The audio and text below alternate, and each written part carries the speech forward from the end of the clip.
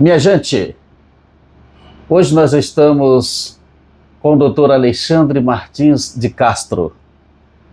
Uma conversa que eu vou ter com ele, porque nós estamos vivendo em 2024 a maioridade civil de um bárbaro crime que aconteceu em Vila Velha, cidade da região metropolitana de Vitória, aqui no Espírito Santo, quando o juiz Alexandre Martins de Castro Filho, um jovem de apenas 32 anos de idade, com carreira linda, brilhante, foi executado em frente à academia em que frequentava, em 24 de março de 2003, um crime que chocou o estado do Espírito Santo, o Brasil e o mundo. Comigo aqui está o pai do juiz Alexandre Martins, o doutor Alexandre Martins de Castro, um advogado e conferencista internacional, um dos homens mais importantes da comunidade jurídica do Brasil, um homem que tem uma carreira linda, uma trajetória extraordinária. Começou a carreira como cadete, entrou para o oficialado da Polícia Militar do Rio de Janeiro, chegou ao posto de coronel fechado, foi juiz no estado de São Paulo, desembargador do Tribunal de Justiça do estado de São Paulo e hoje é um dos advogados mais renomados na área civil no Brasil e professor universitário, um homem que conseguiu ser ídolo dos seus próprios ídolos. A maioria das autoridades jurídicas do Rio de Janeiro e do Espírito Santo, especialmente, passaram pelas mãos deste homem com quem eu vou conversar agora. Primeiro, doutor Alexandre Martins, dizer que é um grande prazer em conhecê-lo pessoalmente. Eu acompanho a sua trajetória há pelo menos 24 anos e quando eu tive a informação que o senhor me receberia em sua casa aqui em Vitória, eu fiquei muito feliz. Eu gosto muito do Espírito Santo, é o meu segundo estado do coração, depois da Bahia. O Espírito Santo é o estado que eu mais amo, apesar de gostar do meu país inteiro, e dizer que é um prazer estar contigo aqui. Eu também quero dizer que é um prazer dar essa entrevista a você e, principalmente, demonstrar minha alegria em poder relembrar um fato que foi triste, mas que não pode ser esquecido. Não é? Afinal de contas, homicídio acontece todos os dias, mas matar um juiz com 32 anos de idade, isso não é comum, isso não acontece todos os dias. Não é? E o que às vezes me entristece é ver que, apesar desse tempo decorrido, 21 anos, a maioridade civil de um crime, um dos acusados ainda não foi julgado. Um dos acusados foi aposentado compulsoriamente por corrupção, em decorrência de uma denúncia feita pelo meu filho. E essa aposentadoria compulsória, que é uma punição pela lei da organização da magistratura, essa punição significa que ele recebe proporcionalmente, todos os meses, mais de 40 mil reais. É o prêmio para uma corrupção, infelizmente. Das 10 pessoas envolvidas na execução do seu filho, o juiz Alexandre Martins, e também como mandantes, exatamente este juiz que o senhor está dizendo, acusado como mandante, ainda não foi julgado. O senhor acredita que ele está protelando na busca de uma prescrição do crime? Certamente o objetivo dele é a prescrição. Mas isso eu já falei há 10 anos atrás, numa entrevista que eu dei a um jornal aqui do Espírito Santo, falei, ele vai buscar a prescrição. Só que há um detalhe, que talvez ele, com a esperteza dele, não tenha percebido. A absolvição não condena ninguém, mas também não absolve ninguém. E eu vou continuar dizendo que ele foi o mandante do crime. Com ou sem prescrição, eu vou dizer isso. Vou dizer isso porque a polícia investigou e o indiciou. O Ministério Público investigou e o denunciou. E o juiz de primeira instância o analisou e sentenciou. Ele tem uma sentença de pronúncia. Só falta ir a júri. E ele fica protelando o júri, mas o juiz de primeira instância, ele disse, há indício de que ele mandou matar o juiz Alexandre Martins Castilho. O seu filho chegou-se ao maior símbolo da justiça do Espírito Santo em razão de estar liderando uma força-tarefa que combatia o crime organizado naquela ocasião. Sim. Aqui no estado capixaba. Das 10 pessoas envolvidas, 9 foram julgadas, mas a maioria delas estão soltas hoje, né, doutor? Com exceção de um, que é o Coronel Ferreira, todos eles já estão soltos, porque a lei de execução penal do Brasil é muito complicada.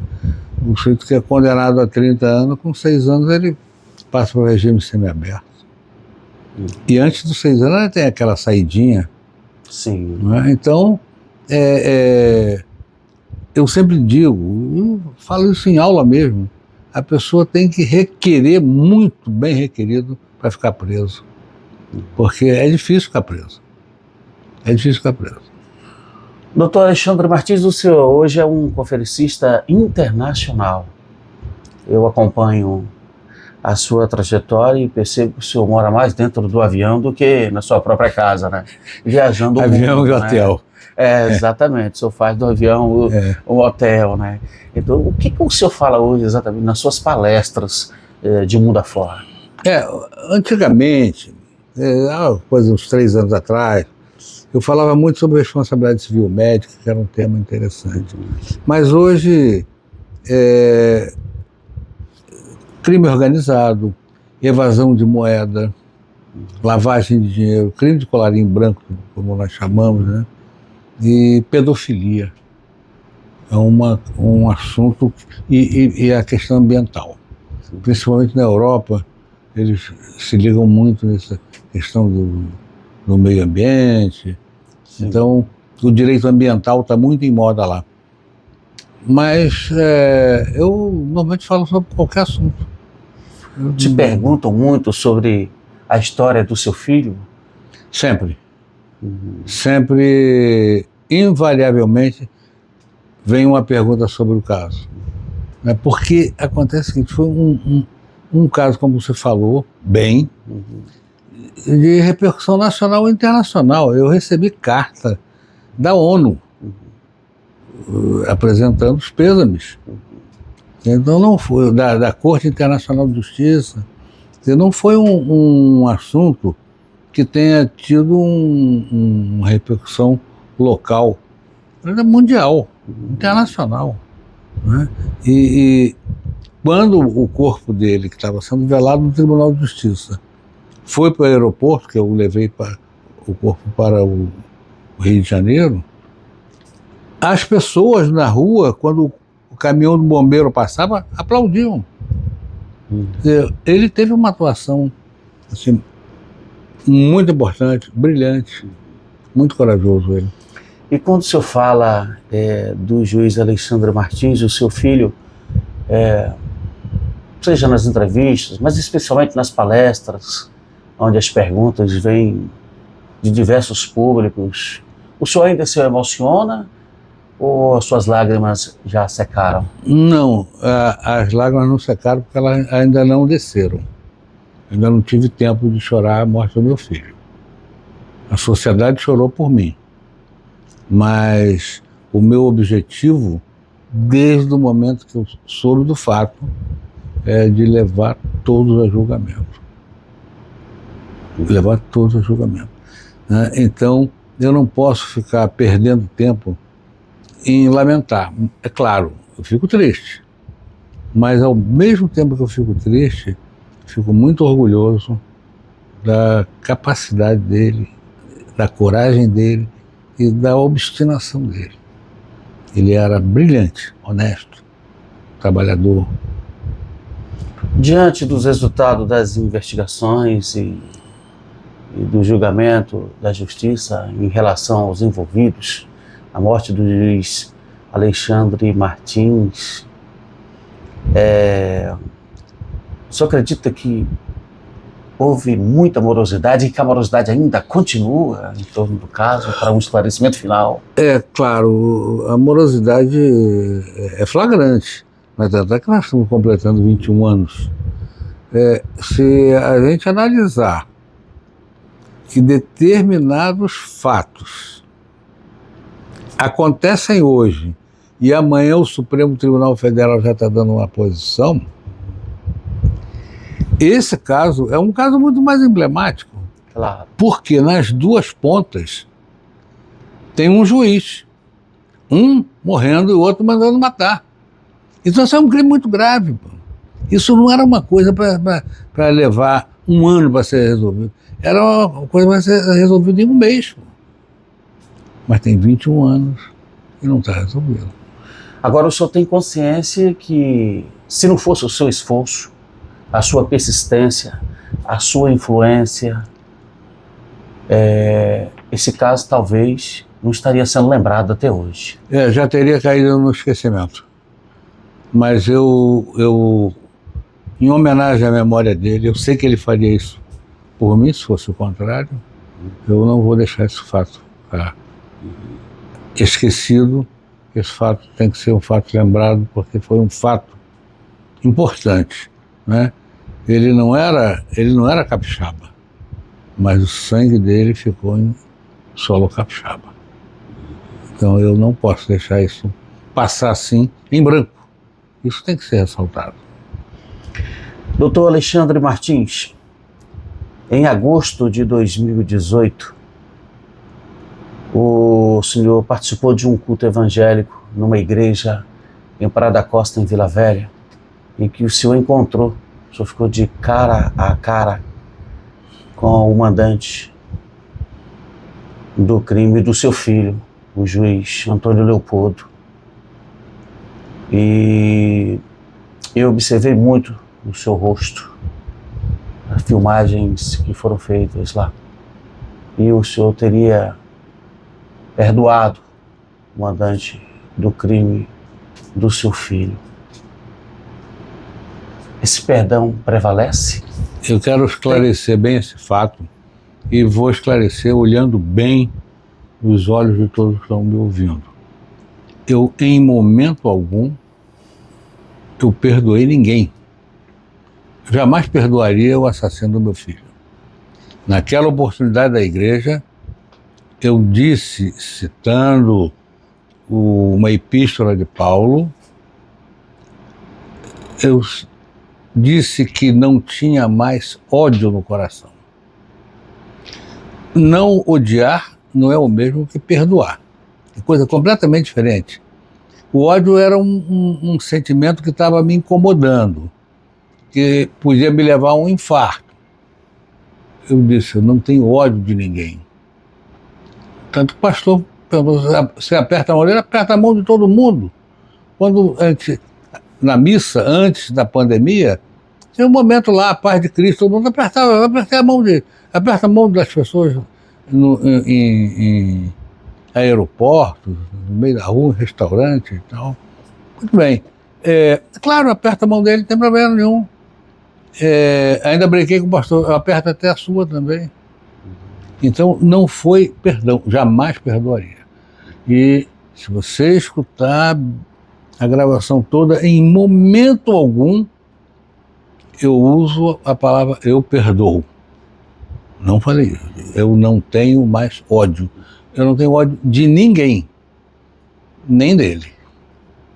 Mas eu quero a condenação dele. Aquele encontro foi casual ou o senador Magno Malta? Não, aquele encontro foi quase que uma traição, né, do pastor, porque eu era candidato a deputado e tive uma reunião com o Magno Malta realmente, E esse pastor, que era meu amigo, eu achava que era meu amigo, estava presente. E no decorrer da conversa, o Magno tocou no Leopoldo e eu falei, não, mas eu não tenho mais ódio dele, não. Ele segue a vida dele, que eu sigo a minha e tal. Agora eu vou continuar perseguindo a condenação dele. E o pastor me convidou para ir à igreja no domingo dizer isso, que eu não tinha ódio no coração. E eu fui. E quando eu estava falando ao microfone, eu olhando para a plateia vi que o Leopoldo estava lá, que eu até então não sabia. E quando acabou a minha fala, o pastor falou, olha, para não haver dúvida do que o senhor falou aqui, eu gravei. O culto está gravado, mas vai ficar gravado sob 7 chaves. Eu falei, tá bom, mas o senhor deveria ter me avisado antes. Ainda brinquei, eu teria penteado melhor o cabelo. Bom, quando eu cheguei em casa, tinha mais de 2 milhões de visualizações daquele vídeo. E o pastor foi um traíra, infelizmente. E distorceu, né?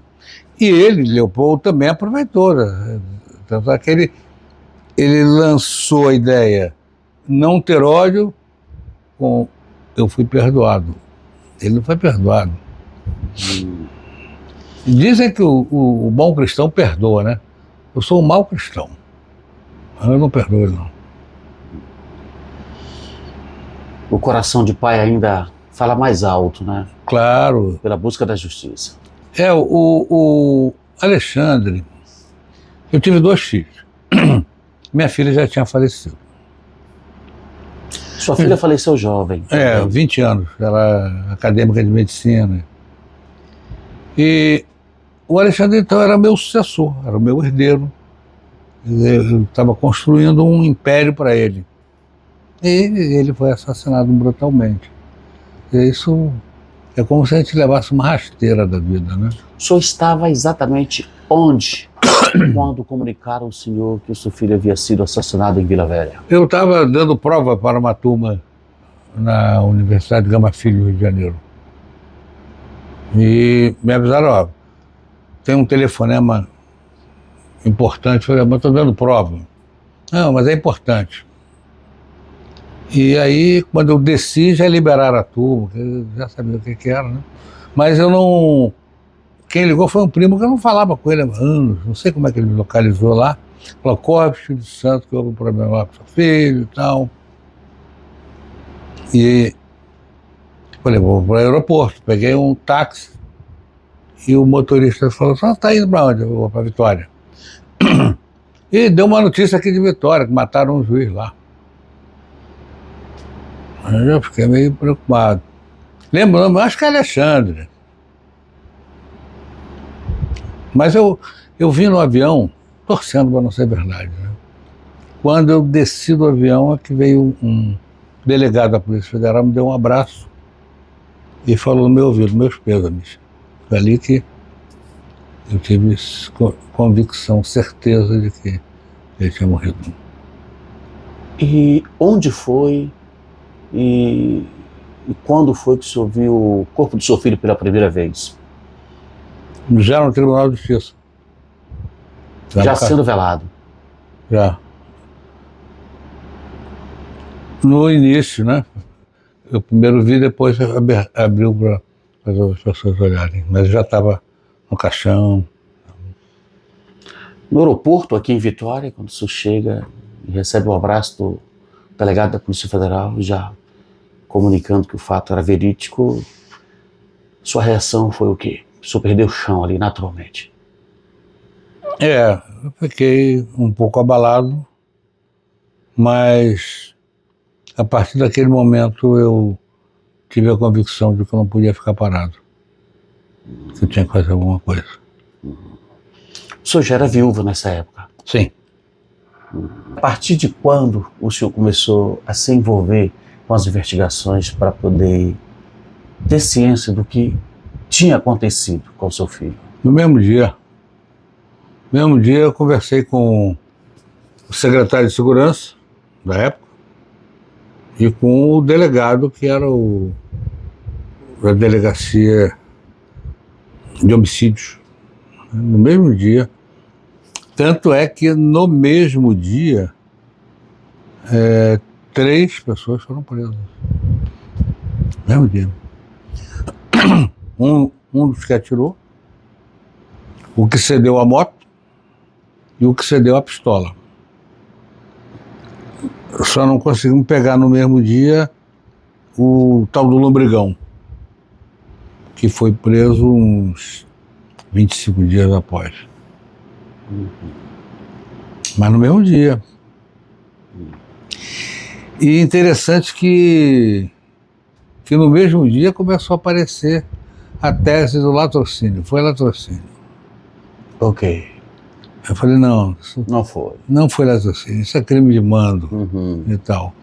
E em todos os julgamentos, a denúncia foi por crime de mando. 8 foram condenados por crime de mando. Não tem nada de latrocínio nessa história, não. Latrocínio é diferente. Ninguém chega dando tiro e vai embora sem levar nada. Exatamente. Né? E ainda tem um detalhe muito importante que eu descobri na época. Na motocicleta estava o tal do Lombrigão e o Odessi. O Odessi foi o que atirou. O Lombrigão estava pilotando a moto. O Odessi não sabia dirigir automóvel, nem sabia dirigir moto. Como é que eles iam levar o carro do meu filho se ele estava com a motocicleta? Ninguém pode dirigir 2 coisas ao mesmo tempo. Exatamente. Então a tese de latrocínio já cairia por terra. Só ali já seria inviável essa tese de latrocínio, né? Mas Teria um carro preto dando cobertura para os motoqueiros executores? Teve uma versão do carro preto, mas a gente nunca conseguiu apurar que carro seria esse e tal. O que eu consegui apurar foram que 2 sargentos da PM estavam dando cobertura. Valêncio e Ranilson. E nós conseguimos prender os 2 também. E os 2 foram condenados. Então não foi, quer dizer, latrocínio. Claro que na latrocínio tinha 2 sargentos da PM dando cobertura a mando do Coronel Ferreira, pô. Sim. Que à época era tido como chefe do grupo de extermínio daqui do Sim, estado, aqui no Espírito Santo. O juiz Antônio Leopoldo, na ocasião, ele ocupava que função como juiz? Ele era o juiz titular da Vara de Execuções Penais, onde o Alexandre Atuava. era assessor dele, assistente dele. E o juiz Alexandre e o outro colega dele, Carlos Eduardo. Carlos Eduardo, identificaram, inclusive... Identificaram que o Leopoldo vendia sentença, dava saída irregular a preso, mandava o preso sair um dia, mas sem registrar, e era muito fácil. Solta o Zezinho hoje aí. Aí o Zezinho vem aqui, mata alguém e corre para a cadeia de novo. Quem que matou esse alguém aqui? Qualquer um, menos o Zezinho. O Zezinho está preso. Estava preso, exatamente. Era isso. Era assim então, o Alexandre escreveu e entregou. Foi por isso que o Leopoldo foi, inclusive, aposentado por corrupção. Então, é aí que surge o dossiê elaborado pelo juiz Carlos Eduardo e Alexandre Martins. E esse Antônio Leopoldo, né, tinha uma ligação com o Coronel Ferreira, tinha ligação com os 2 sargentos, sim, que eram da equipe de segurança dele, juiz. Enfim, é um emaranhado que eu consegui visualizar, o Ministério Público visualizou, o secretário de segurança, todo mundo entendeu qual era a trama ali. E no julgamento isso foi bem materializado. caracterizado. Doutor Alexandre Martins, o juiz Alexandre, ele já vinha recebendo as ameaças, não era? Sim, O senhor tinha ciência disso. O senhor chegou a alertá-lo, inclusive. várias vezes. Embora ele não levasse muito a sério, não.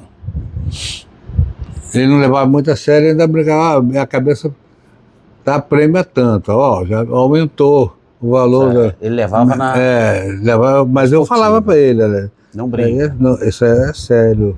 Espírito Santo o pessoal mata mesmo. Porque no O senhor Rio... chegou a receber ameaças no período das apurações? Sim, várias vezes. Eu falava para ele, no Rio, você é atingido por bala perdida. Mas aqui no Espírito Santo é bala endereçada. Toma cuidado. Isso mesmo. No dia do crime, inclusive, ele dispensou segurança e foi sozinho para a academia. Inclusive, dispensou também a carona da namorada. É verdade. Ele não é que ele dispensou o segurança, né? Ele mandou o segurança e a secretaria para providenciar um carro. E ele não pegou a carona com a namorada dele, ele saiu com a caminhonete dele. Mas ele tinha marcado, na véspera, pelo celular, uma aula com a personal dele, às 8 horas na academia. E o celular dele estava grampeado. Esses dois sargentos... Grampeado pelo crime. Sim, pelo crime organizado. Esses dois sargentos, Ranilson e Valêncio, alugaram um apartamento. Deram tanto azar que eu peguei o contrato depois. Olha só. O nome dos dois. Certo. O apartamento que eles alugaram dava uma vista direta para o apartamento do meu filho. Então, eles lá viram quando o carro dele saiu. Já viu acompanhando o movimento do juiz. Entendeu? Então, foi uma trama diabólica. Diabólica e de muita coragem, né? Matar um magistrado com a arquitetura que eles montaram. E o fato interessante, eu alertava o Alexandre, mas na véspera, inclusive à noite, eu falei mais de meia hora com ele. Ele falou, pai, não se preocupa não, pô. Porque na semana anterior tinham matado um juiz de São Paulo. Sim. Infelizmente mataram um juiz de São Paulo. Não vão matar dois juízes, um atrás do outro. Aí no dia seguinte ele foi assassinado. Olha só. E ele ainda brincou, o raio não cai duas vezes no mesmo lugar. Cai, comigo caiu 3 vezes. Sim. No mesmo lugar, então. Só que na época tinha caído 2. Exatamente, o terceiro raio. O terceiro foi ele, né? No dia seguinte. O senhor considera esses três raios que tenha caído no mesmo lugar em sua vida, a morte do seu filho Alexandre, a morte da sua filha aos 20 anos de idade e a terceira? É a minha viuvez. Ok. Eu não sei explicar exatamente. Tem fenômenos da vida da gente que a gente não consegue explicar, né? Explicar, exatamente. Não sei se é para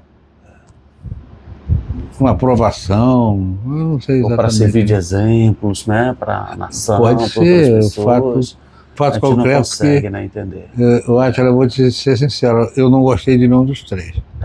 Né? Mas, não é fácil. Mas aconteceram. Então, e eu aprendi que a morte é um fenômeno irreversível. Não tem jeito, né? Não tem jeito. Doença, faz tratamento, a morte não tem jeito. Exatamente. Mesmo com a vida lhe tirando talvez o seu maior bem, que foi o seu filho Alexandre, porque o senhor depositava tudo nele, foi o único ser humano que lhe restou mais próximo para o senhor amar com tanta intensidade, e tirar a vida dele aqui no Espírito Santo, em Vila Velha, cidade aqui da Grande Vitória. O senhor continua amando o Espírito Santo, doutor Alexandre? Sim, mas isso aí é coisa fácil de explicar. Não foi o Espírito Santo que matou meu filho, né? Que matou meu filho são aqueles 10 lá que estão, Exatamente. né? Muito Que bem. mancharam o nome do Estado. Exatamente. O Espírito Santo é o lugar onde ele morreu. Mas é também o lugar onde ele trabalhava, o lugar onde ele se dedicava, o lugar onde eu estou, é o lugar onde as pessoas me prestigiam. Eu não tenho nada contra o Espírito Santo, não. Eu tenho contra aqueles lá. Exatamente. Aqueles eu tenho que... Só não vou fazer justiça pelas próprias mãos. Porque eu acredito, como jurista, que a justiça tem que dar uma solução para isso. Qualquer que ela seja. Ainda que seja da prescrição, não tem problema. Está na lei. Mas eu vou continuar falando. Né? Agora, quanto ao Espírito Santo, não. O Espírito Santo é um estado muito bom. Exatamente. Tirando o Rio e a Bahia, é o melhor estado. Doutor Alexandre, se o senhor tivesse que definir em poucas palavras o que representou o seu filho para a comunidade jurídica do Espírito Santo, o que você me diria agora? 3 palavras: brilhante, honesto e extremamente capaz. Concordo. Doutor Alexandre, na época que o seu filho Alexandre Martins foi assassinado aqui em território capixaba, eu era repórter da Rádio Espírito Santo AM daqui de Vitória, correspondente da emissora na Bahia, e eu apresentava um tradicional programa policial que por mais de 30 anos eu apresentei na Bahia, chamado Ronda Policial. E eu sempre tive uma interlocução muito boa com o Estado do Espírito Santo e com as autoridades desse Estado. E além da minha ligação por meus familiares maternos, hoje residirem no município da Serra, aqui na Grande Vitória, e eu acompanhava a trajetória do juiz Alexandre, especialmente a partir do ano 2000, quando ele assume uma das varas criminais aqui da comarca de Vitória. Sim. E a gente passou a acompanhar. E a morte dele nos abalou bastante, especialmente a gente que trabalhava no dia a dia, no acompanhamento dos casos. E eu tive a oportunidade de ler 3 vezes o livro Espírito Santo, que conta a trajetória do seu filho e os bastidores do crime que ceifou a sua vida. Naquele livro, qual foi a reflexão que o senhor tirou? O que o senhor tiraria, o que o senhor colocaria naquele livro que foi? Não, o que eu tiraria... Inclusive, um dos autores foi um colega dele. Meus colegas, mas no livro não foram tão bons colegas, né? Sim. Porque acontece o seguinte, o que eu tiraria ali? As falas reproduzidas como sendo do Alexandre não eram típicas dele. O Alexandre não falava palavrão. Ali, toda hora, toda frase dele tinha um palavrão, tal, o gíria. O Alexandre não falava palavrão e não falava gíria, porque eu ensinei ele a não falar palavrão e não falar gíria. Sim. Por quê? Nós dávamos aula. Em aula não pode falar palavrão. Exatamente. Eu não posso falar palavrão numa palestra. Eu não posso falar gíria numa aula. Eu tenho que usar o português correto. Então ele era um orador brilhante, escrevia bem, ele não falava palavrão. Tiraria aquilo. Tirando isso aí, e também aquela outra parte, ficção, que se ele fosse vivo falaria isso, falaria aquilo, aquele besterol. Sim, sim. Se ele fosse vivo, não falaria nada daquilo. Se ele fosse vivo, ele falaria outras coisas. Agora, os bastidores, a trama, aquilo foi verdade. Foi muito bem narrado, na sua opinião. Foi bem narrado, né? E ele narra também um episódio que ele prendeu o diretor do presídio. Sim. Não é? Porque ele soube que o Antônio Leopoldo soltava preso regularmente, ele foi lá, vamos conferir os presos aí. Não estava conferindo, ele prendeu o diretor do presídio. Sim. Então, essas coisas, ele era corajoso, muito corajoso, né? Muito corajoso. E uma coisa que eu gostava dele, ele botava a cara dele na frente. Ele não fazia por trás. O presidente do tribunal perguntou se ele poderia assumir o processo do roubo de carga no Estado. Tudo bem. Foi lá, deu sentença de 20 anos a várias pessoas. Ele não fugia de nenhum. É tanto que no período que ele esteve responsável por essas investigações aqui contra o crime organizado no Espírito Santo, ele expediu 1.900 decisões. É muito trabalho para um juiz jovem como ele era, né? E milhares de mandados de prisão. Que incrível. Milhares de mandados de prisão. Era realmente um juiz que prometia muito para o judiciário capixaba, né? Era uma pena. Eu falei para ele, o Átila, ele chegaria a qualquer lugar no Tribunal de Justiça, até presidente do Tribunal de Justiça, por uma razão muito simples. Porque, à época, ele era o juiz mais novo, em idade. Falei, todos vão se aposentar por idade à sua frente, você vai ser o mais velho de todos. Então, o mais velho de todos, você tem que ser alguma coisa nessa vida, pô. Além da capacidade, da inteligência, né? Todos que vierem daqui, mesmo que tenha menos idade que você, serão mais modernos. Exatamente. Você é o mais antigo. Mais antigo. Ele seria. Falei, ele só não podia morrer. Ele chegaria onde fosse, se não morresse. Mas a vida pronta, essas coisas mesmo. Exatamente. Como pai e como jurista, doutor Alexandre Martins, como pai, que recado o senhor deixa para a sociedade brasileira neste momento em relação à morte do seu filho, que completa agora em 2024, 21 anos? E como jurista, o que o senhor falaria para a sociedade capixaba? Como pai, eu diria o seguinte, uma das frases dele: nunca se intimide. Não vamos nos intimidar. E, em vez de ficar chorando a morte, faça alguma coisa em decorrência dessa morte. Como pai.